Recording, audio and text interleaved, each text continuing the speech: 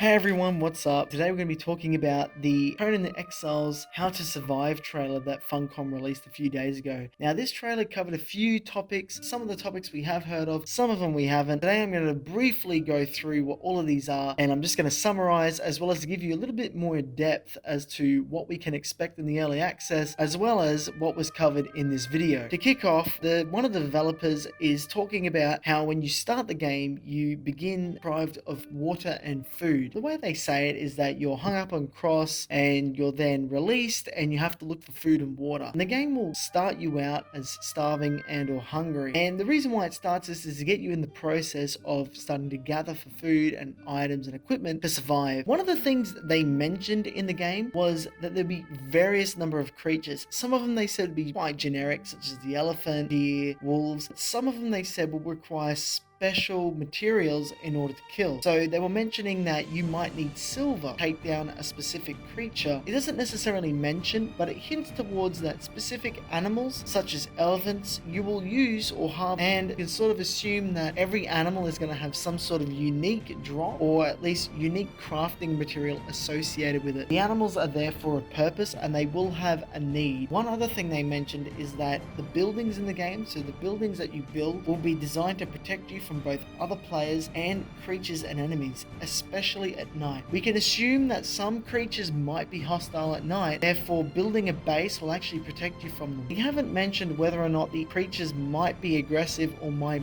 destroy your base. Now, they got to the point where they were talking about thralls. Now, thralls have been mentioned throughout this entire game for months, and we haven't necessarily heard too much information about what thralls actually include. So what they were saying was that thralls actually have different professions. So the example they used was that capturing a thrall of a specific profession, such as blacksmithing, will allow you to use that specialization of that thrall. They also mentioned that thralls can protect your base when you're offline. Now this we knew from the beginning, but they went a bit more in depth with this, in that you can capture specific thralls. Because they will have different specializations, they'll do different things. They haven't mentioned whether or not all the thralls will protect your base, or only thralls with a specific specialization will protect your base. They haven't mentioned anything regarding thrall levels or progression with thralls, but I'm assuming this might come in the future. They also spoke a little bit about the clothing. Now, they were only mentioning one specific clothing that would protect you from specific weather events, specifically the sandstorms that are going to be in the game. However, this sort of highlights other aspects of clothing that we can sort of predict in the early access. So some items of clothing will protect you from sandstorms,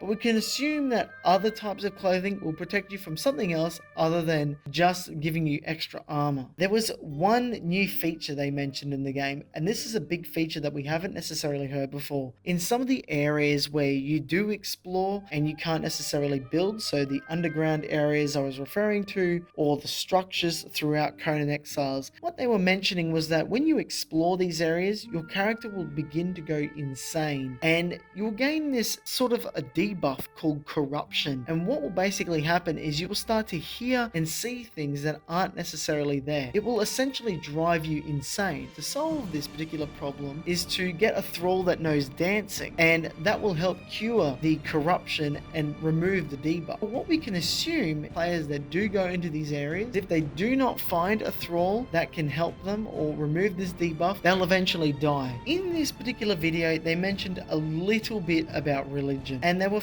stating that the big focus of religion is primarily around survival and the PvP aspects of the game. They mentioned that religion will primarily drive combat because it will allow you to destroy your enemies, as well as pit your enemies and yourself against one another. They didn't necessarily mention much about the progression or the rate of progression for religion, but this is something that we might be able to see in one of the future streams coming out. So that's basically the summary of the entire video. Apologies for the last video. I understand that took a long time to come out, but if you like this video, give it a like. If you like the content, subscribe. There's going to be more videos. What were your thoughts over this video? The game is looking better and better each week. There is going to be another stream in about another week or so we can look forward to that. Until next time, guys, thanks for watching, and I'll see you in the next one.